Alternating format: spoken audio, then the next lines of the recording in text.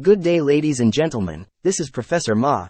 Today Professor Ma will explain why we need to change the private sector requirements for presidential candidates.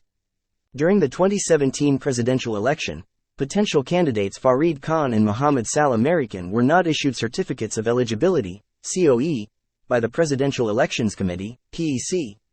While Khan did not reveal the grounds on which his COE application was turned down, Salah American disclosed the letter sent to him by the PEC, which stated that the committee had been unable to satisfy itself that he had experience and ability comparable to the chief executive of a typical company with at least $500 million in shareholders' equity.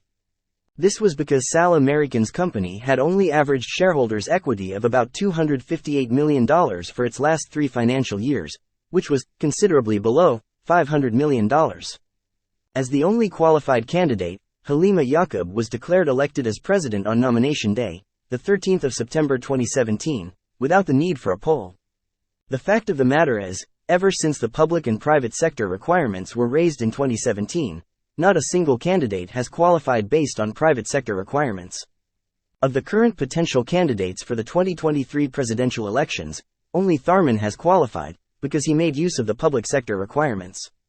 George Go is not able to qualify based on the private sector requirements, and Ng Kok Song does not qualify based on the public sector requirements.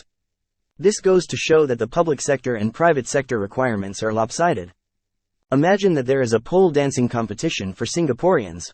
The organizers state that competitors need to be at least 185 centimeters tall in order to enter the competition, the reason being that tall people would look better next to the pole. Since men are genetically taller than women, and furthermore the few Singaporean women that are taller than 185 centimeters have no interest in pole dancing, the only competitors are men. All we need to do is to replace the words, pole dancing competition, with presidential election, replace the word, men, with public sector requirement, and replace the word, women, with private sector requirement, and we can see the current problem. So what should be done to solve the problem? Very simple. Just add a clause which states that in the situation where no candidate is able to meet the private sector requirements, the candidate who comes closest to meeting the private sector requirements gets to stand for election. This will prevent the incidence of walkovers and give all Singaporeans an additional public holiday. In subsequent videos, Professor Ma will explain more aspects of life. In the meantime, please help by liking and by subscribing. Thank you.